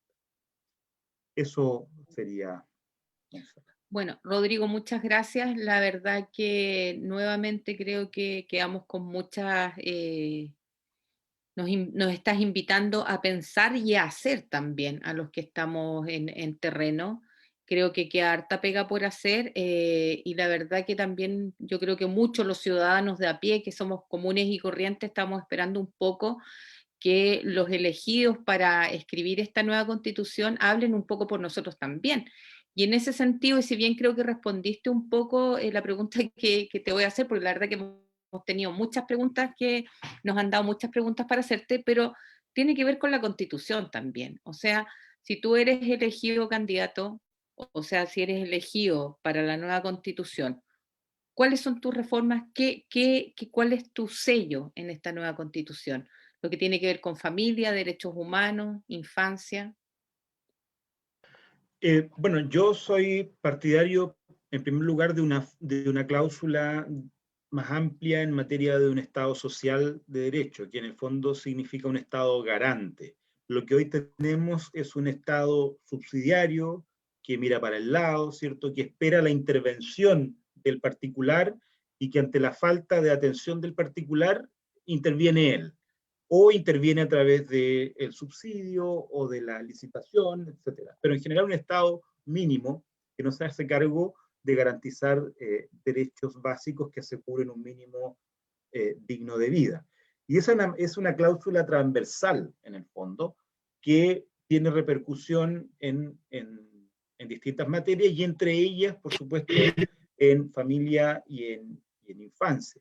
Luego, yo soy partidario de una constitución lo más livianita posible en concepciones valóricas o morales, porque en esa perspectiva yo creo que lo que tenemos que hacer es permitir que las mayorías vayan gobernando, ¿cierto? Y vayan decidiendo soberanamente cómo la sociedad va avanzando de acuerdo a los nuevos estándares y a las nuevas exigencias que va imponiendo el cambio cultural, que es siempre dinámico, ¿cierto? Y en eso yo no soy tan partidario de encontrar las respuestas en el derecho. El derecho es una disciplina que tiende a responder tarde ante las problemáticas de las personas.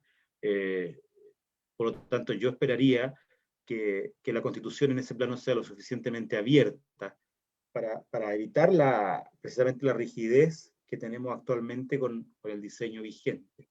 Y en materia de infancia, yo soy partidario de la inclusión de un apartado, ya sea un capítulo o un párrafo dentro del nuevo catálogo de derechos que aborde los derechos de la infancia con una perspectiva de especificidad, considerando los estándares derivados del derecho internacional de los derechos humanos y con un enfoque en materia de infancia que ubique a los niños como sujetos de derechos y como personas que progresivamente pueden ir tomando decisiones sobre su desarrollo, sobre su personalidad y sobre su vida.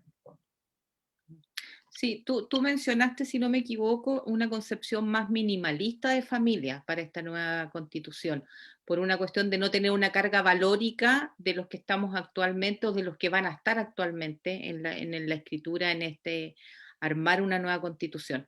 Sin embargo, a mí me preocupa un poco, y es también un poco las preguntas que llegaron, que tienen que ver con la interpretación. O sea, muchas cosas las interpretan los jueces, las instituciones, los profesionales. Entonces, la verdad que si no es tan detallada, va a quedar más bien a la interpretación. Y la verdad que hoy podemos ver que esta interpretación nos puede llevar a muchos errores, a vulneraciones también. Entonces, ¿esto no sería un poco riesgoso dado la sociedad en la que nosotros estamos hoy día, dado los políticos y el gobierno que tenemos o el que puede venir también? Claro, yo creo, sí, yo entiendo la aprensión que puede haber sobre este punto, pero en el fondo, para explicarlo así de una perspectiva como distribución de las competencias institucionalmente, esta demanda nosotros tenemos que hacérsela al Parlamento, al futuro Parlamento y a los futuros gobiernos, no a la Convención Constitucional, porque la Convención Constitucional no va a tener la capacidad, ni es su tarea, hacer un desarrollo de de un cuerpo jurídico completo en materia de familia, ni en materia de infancia, ni en materia de pueblo originario, ni en ninguna materia la Convención Constitucional debiera entrar al detalle. Precisamente debiera establecer bases, eso sí, lo suficientemente claras y garantizadas para que el legislador inicie su acción desde un piso mínimo.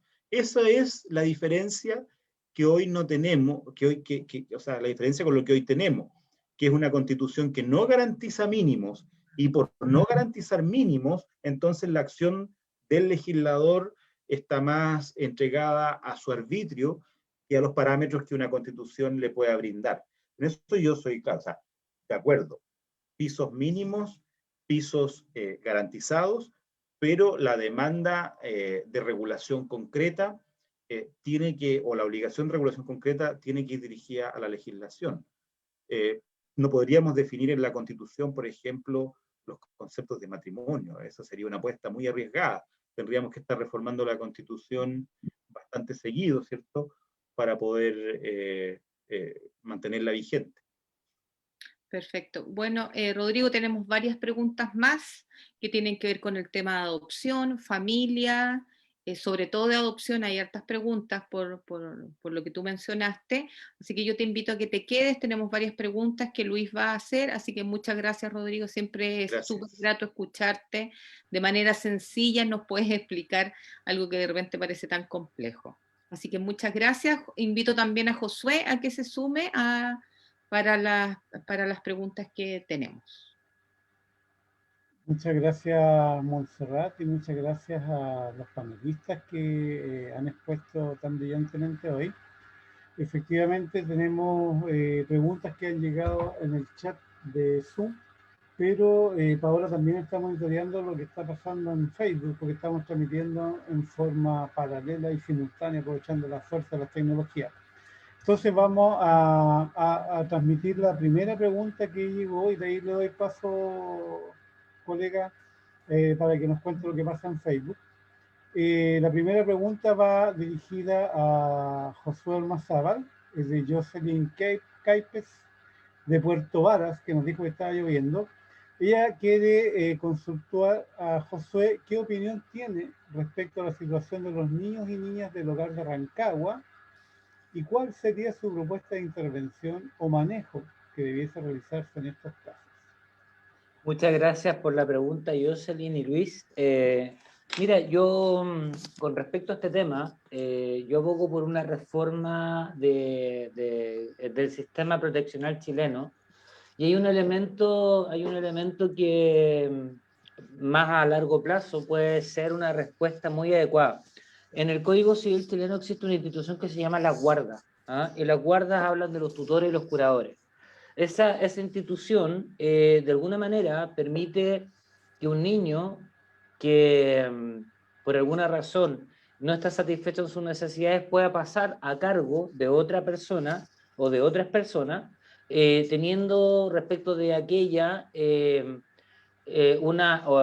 un derecho a exigir que esa persona lo proteja de manera adecuada, ¿cierto? Y esta persona, ¿cierto?, asume ante el tribunal la figura de tutor o curador, y puede ser como un administrador de bienes de los niños, pero también puede ser el que reciba el cuidado personal, la patria potestad y la representación legal, ¿cierto? En base a esa figura, existen programas en el extranjero que podríamos llamar de familias alternativas permanentes. Si uno ve la experiencia de países como en el sistema escandinavo, como mencionaba el colega, la verdad es que entre seguir fomentando la institucionalización en residencia, seguimos perpetuando una lógica paternalista, asistencialista de la protección infantil. Y además, según el tenor de la Convención de los Derechos del Niño, la comunidad, me refiero a la población de un Estado, también resulta ser un sujeto pasivo o obligado a respetar los derechos humanos de la infancia. Entonces, esa perspectiva, fomentar un programa de familias alternativas permanentes que sean supervisados por el tribunal en base al procedimiento que ya existe, consagrado en la ley, y que esas familias, ¿cierto?, sean apoyadas por profesionales, terapeutas, psicólogos, intervención, y vayan pesquisando cómo se van desenvolviendo cuando estos niños han tenido que pasar de manos de su familia de origen a una familia alternativa, pueden darle tremendas garantías, como por ejemplo, proteger además la continuidad de las relaciones afectivas del niño. Porque hoy día la adopción, cuando se produce como consecuencia de haber estado a largo tiempo institucionalizado un niño, lo que ocurre es que el niño es de alguna manera privado del derecho de seguir en contacto con sus primos, con sus tíos, con su abuelita. Por tanto, hoy día la adopción y la institucionalización son instituciones que no responden al estándar internacional de los derechos humanos. Si en vez de residencias como la de la Rancagua tuviéramos un programa como el que te estoy mencionando, con supervisión judicial y profesional adecuada, el riesgo de que situaciones como esta ocurran sería mucho menor.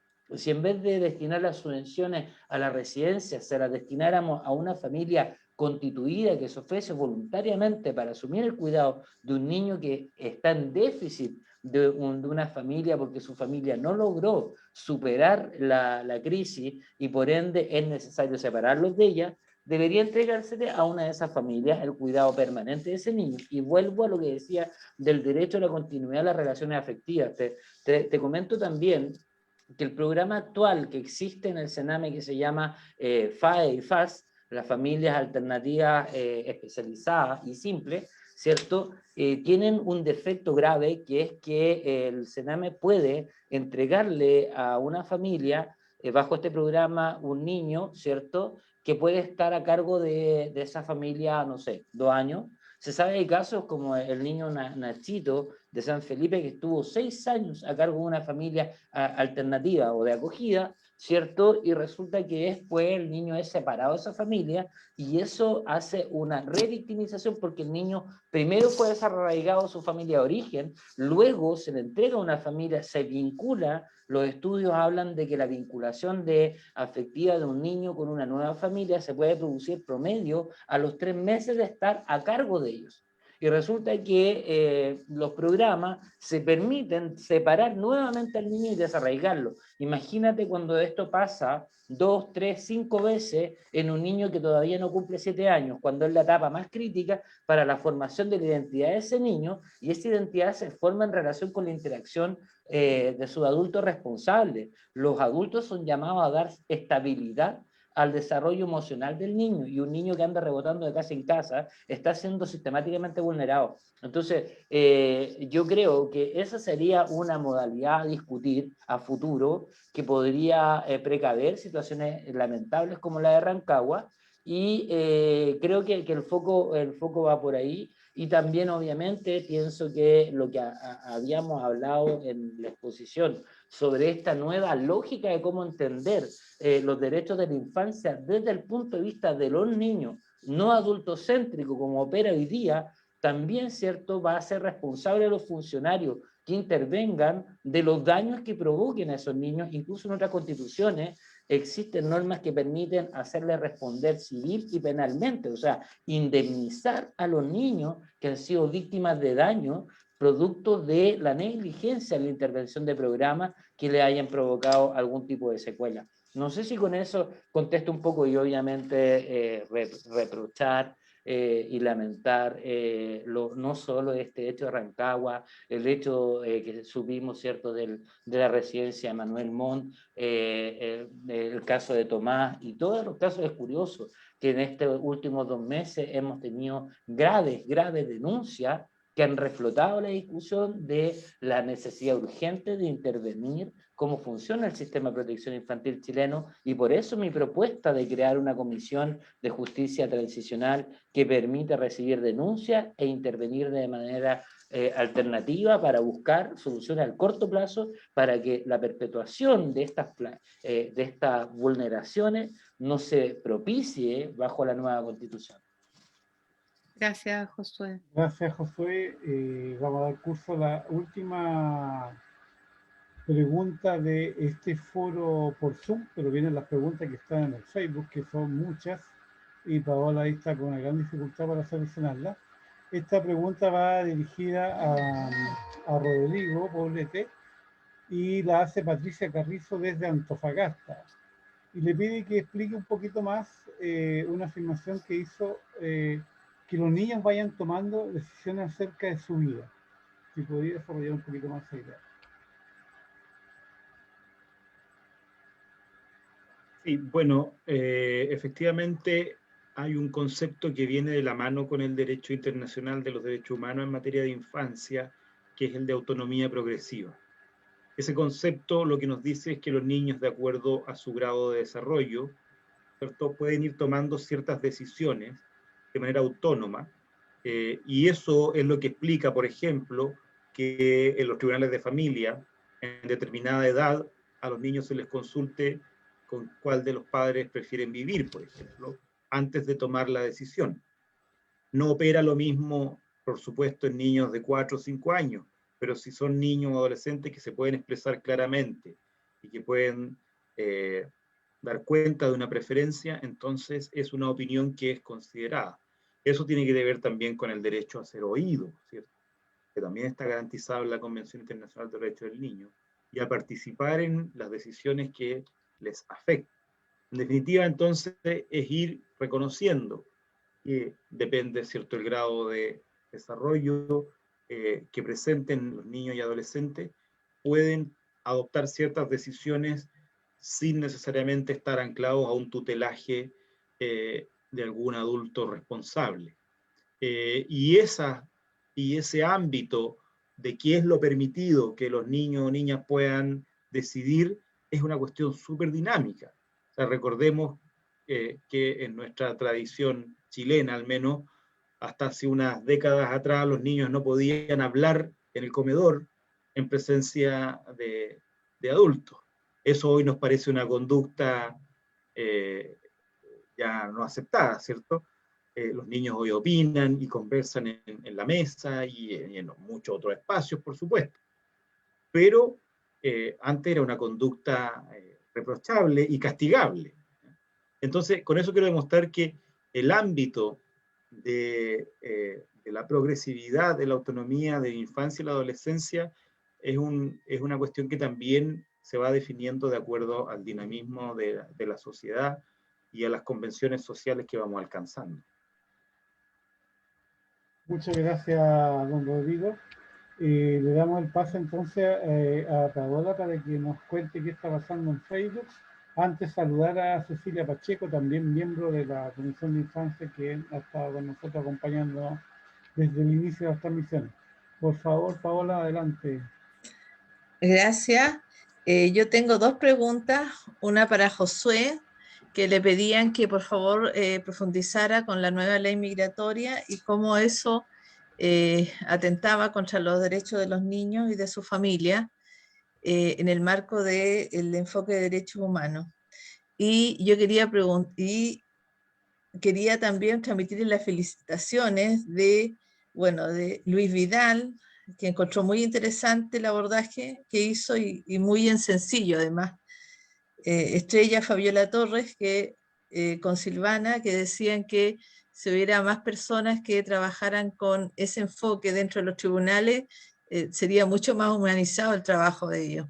Así que darle las gracias, Josué, que tenemos esas opiniones, y todas las personas nos pedían que por favor les mandaran el link Zoom, que yo la verdad es que le mandé a muchas personas inscritas, pero a veces se inscriben, no sé, por 150 y tú tienes para mandarle a los primeros 100 y resulta que no siempre en el mundo aparece, pero ahora yo ya mandé por el chat del Facebook el link de asistencia, así que ahí voy a dejar registrada a todas las personas que nos siguieron para mandarles para la próxima oportunidad el link Zoom.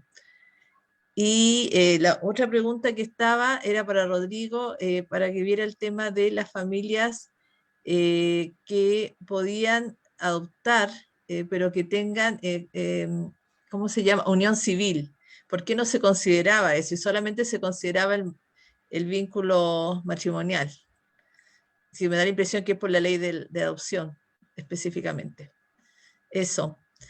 Muchas gracias. Y después yo voy a dar un tema de la certificación que me habían estado preguntando también por el Facebook. Pero primero las preguntas.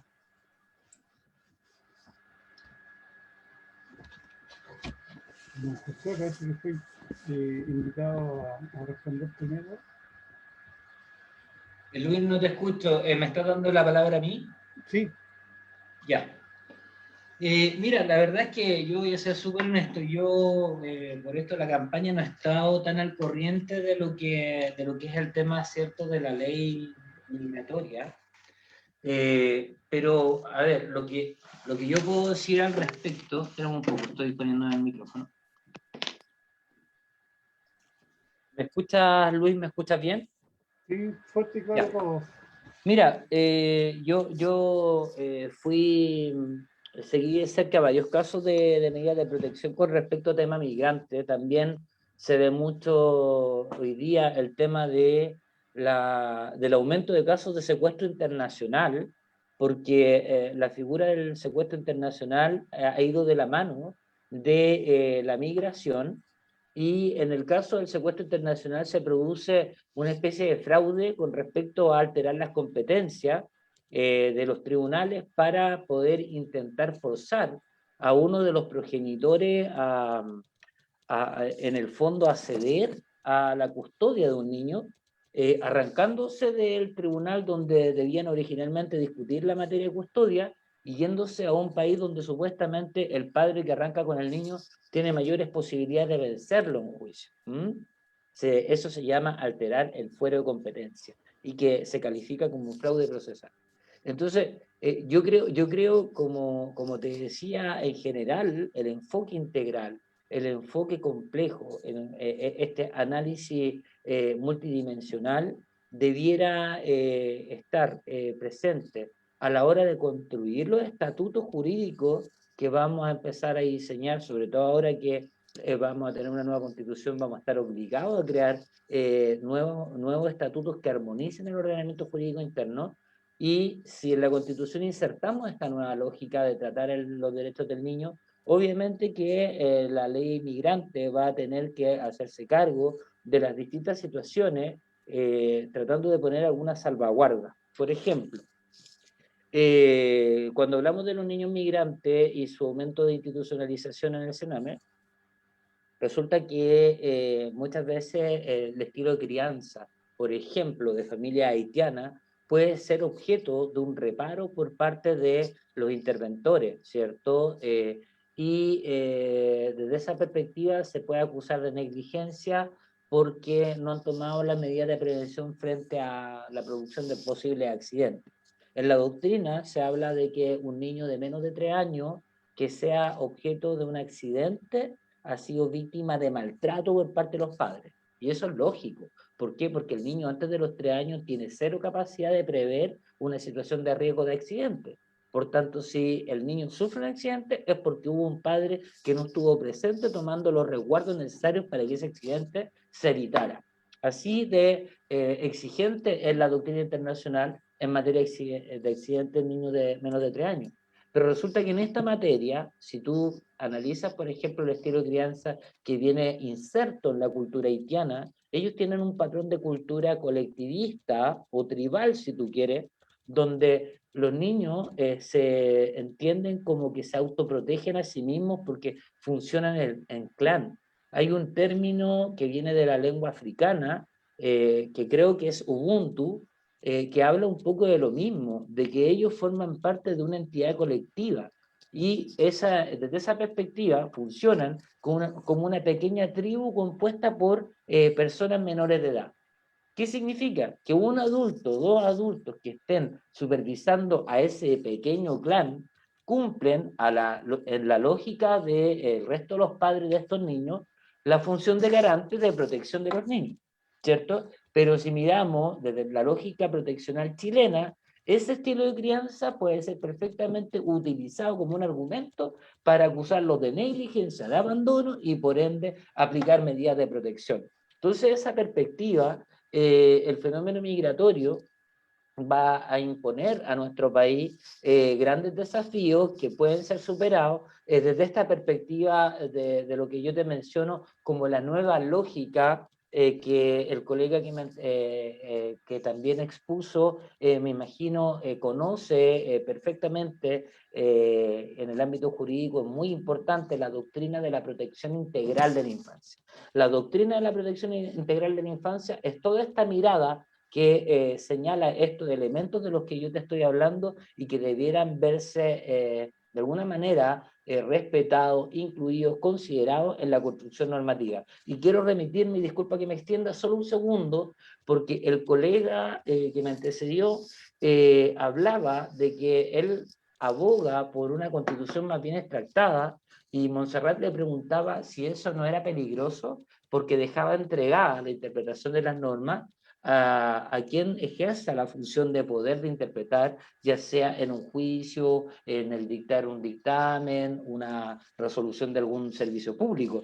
Y de esa perspectiva, él confiaba en que esta misión la deberá hacer el legislador. Pero yo ahí tengo duras críticas que hacer. Yo propongo como propuesta de reforma constitucional que dividamos, o sea, que hagamos un nuevo legislador, ya no bicameral, sino que unicameral. Si tú sabes, hoy día el Congreso se compone en comisiones. Las comisiones son específicas para determinada materia. Entonces, lo que yo propongo es que nuestro sistema tenga la fusión de un elemento meritocrático que, para poder postular como diputado o como congresista por una región, yo primero tenga que elegir a qué comisión quiero postular. Y en esa región se tendrá que hacer un examen por un comité de expertos con asesoría del CERVEL, y esas personas que aprueben el examen podrán luego postular como candidatos representantes de la región a esa específica comisión. Eso nos llevaría a que tendríamos aproximadamente 320 representantes, más o menos 20 por región, porque son más o menos 20 las comisiones permanentes en el Congreso, obviamente pensando en que se les va a modificar la dieta, y que un profesional medianamente exitoso en Chile podrá aspirar a ganar 3 o 4 millones ejerciendo su profesión. Bueno, que ese mismo sea el sueldo para los parlamentarios. Tendríamos más parlamentarios a menor costo y con mayor tasa de capacitación.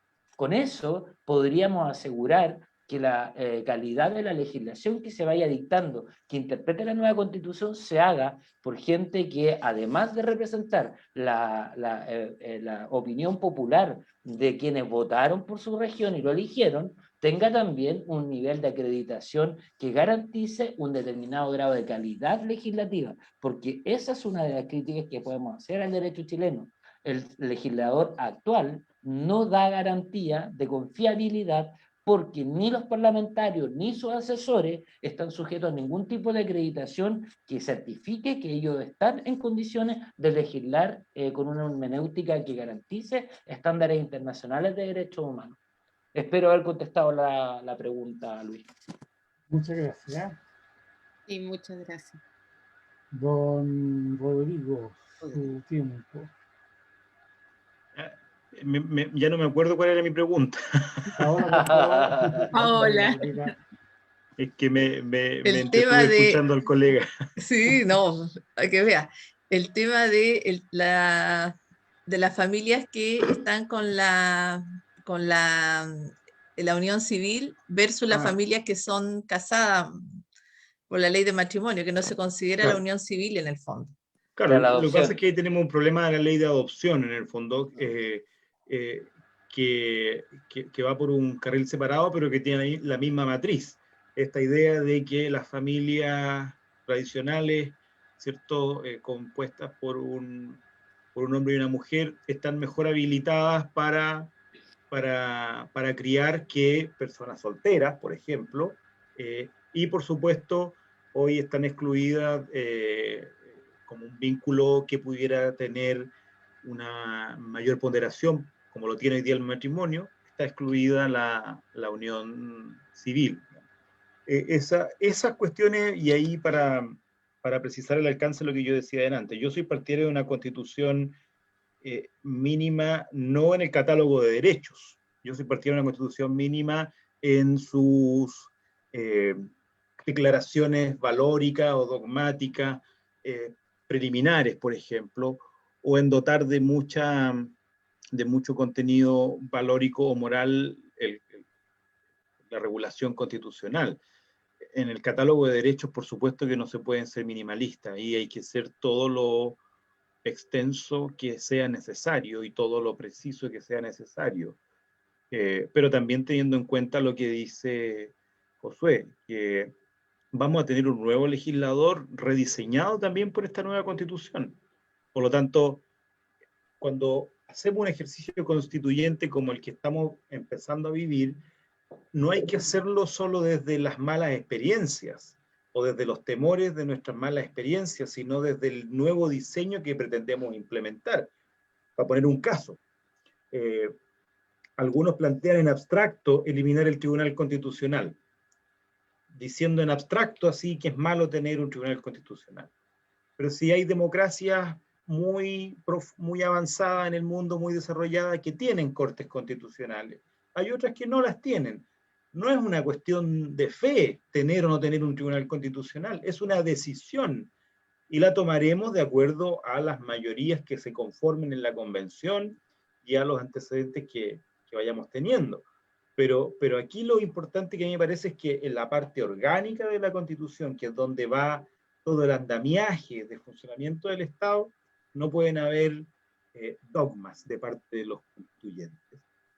Y en la parte dogmática, que es donde están los derechos, ahí me parece que tenemos que ser todo lo amplio que tengamos que ser, pero teniendo un piso irrenunciable, me parece a mí, que son los estándares internacionales en materia de derechos humanos, que son mínimos y irrenunciables para los estados comprometidos en virtud de los diferentes tratados que existen en materia de derechos humanos. Además que el Tribunal Constitucional hoy día se puso buenísimo. Se puso buena persona. Mutó. Mutó, exactamente. Paola, no sé si hay más consultas en el Facebook. A los colegas que están participando del Zoom, por el chat, les enviaron el Google Form para la asistencia, para que se registren ahí. Tienes que activar tu micrófono, Paola. No. Solo para decir que, que estamos con posibilidad de certificarse, porque me han preguntado las personas que estén colegiadas al día, y los que estén ahora pagando sus moratorias también, porque ustedes sabrán que este colegio es un colegio con mucha categoría, mucho nivel, pero bien modesto en realidad. Y eso es algo que nos invita siempre a estarnos formando, pero a un costo bien accesible, y para eso tenemos que mantener también ciertos canales mínimos. Así que un llamado a eso. Yo en el programa le adjunté los valores, y evidentemente hay que asistir, y vamos a mandar una evaluación que va a ser por Google Form a los correos de los asistentes que digan en el link de asistencia que quieren certificarse. Ahora, la prueba va a ser elaborada por la señora Montserrat conmigo, y vamos a estar al 60% el 4, para que sepan, vamos a mandar los correos de las presentaciones de las dos ponentes que tuvimos hoy día, y va a estar grabado en el Facebook del Consejo Nacional las ponencias, por si alguien quiere volver a revisarla o poder compartirla con otros colegas.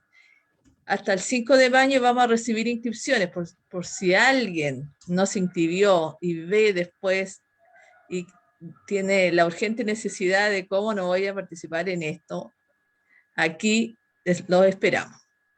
Así que eso, muchas gracias a todos para estar justo en el tiempo. Gracias a Rodrigo, que le vaya súper bien. Tenemos personas acá de Talca, de Curicó, estudiantes de trabajo social que estaban conectados, así que ahí ya tienen una posibilidad de tener una opción, porque la verdad es que si no participamos en estos procesos, después no sacamos nada con quejarnos de nuestras autoridades y seguir en el fondo en el vacío. Es una gran oportunidad, una constitución paritaria, así que a todas las colegas y que nos acompañan hoy día. Eso por mi parte, muchas gracias. Paola, ¿me permite despedirme? por supuesto. Bueno, reiterar el agradecimiento a todos ustedes como organizadores, desearle, bueno, agradecer al colega Rodrigo, porque la verdad es que hace tanta falta profesionales con este nivel de preparación.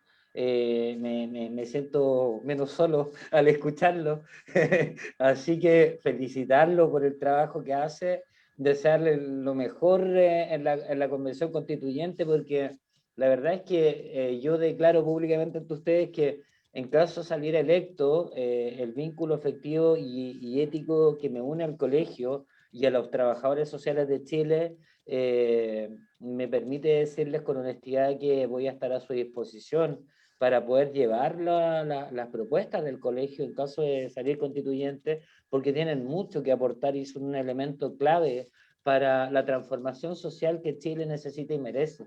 Entonces le agradezco a ustedes la invitación, le agradezco al colega el esfuerzo que está haciendo y de verdad le deseo todo el éxito porque cualquiera de los dos que llegue claramente va a ser un tremendo aporte para la convención, en mi humilde opinión. Gracias. Un abrazo y muchísimas gracias a todos. Muchas gracias. Bueno, la verdad que las palabras de Josué te las vamos a cobrar, Josué, así que esperamos que a los dos les vaya muy bien y que sean elegidos, porque la verdad que para nosotros es un agrado contar con ustedes. Creo que es súper importante como trabajadores sociales y trabajadoras sociales, no nos podemos restar a nada, absolutamente nada. Somos actores principales de los cambios sociales. Así que bueno, muchas gracias a todos, nos estamos viendo la próxima semana.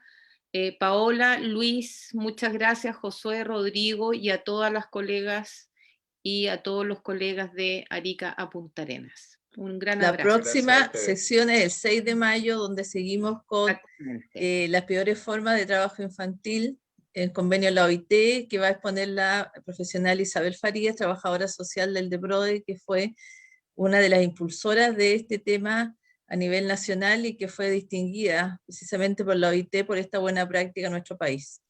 Y va a estar también con nosotros Daniela Madsen, que va a trabajar el protocolo intersectorial a víctimas. Así que los esperamos el 6. Y el 7 tenemos a el abogado Hernán Fernández también, que va a trabajar el tema de violencias. Así que los esperamos para que nos acompañen. Exacto. Y Chao, que estén muy bien, gracias. Gracias. Chao a todos. Reiterar los Muchas agradecimientos. Los agradecimientos a los expositores, hicieron un trabajo muy profesional. Recordar a las y los colegas que en la minuta, con los antecedentes del ciclo va la bibliografía para este primer módulo a quienes quieran seguir profundizando en lo que acá se ha discutido y se ha conversado. Hay 3 bibliografías sugeridas, pueden haber muchas más, pero sobre todo, a conmemorar este sábado el Día del Trabajador, el Día del Asalariado. También somos trabajadores. Así que, aunque sea encerrado, celebrar junto a los nuestros, ¿no es cierto? Conmemorar, perdón, junto a los nuestros y transmitir a nuestros hijos y a nuestros cercanos por qué conmemoramos con tanta fuerza el Día del Trabajador.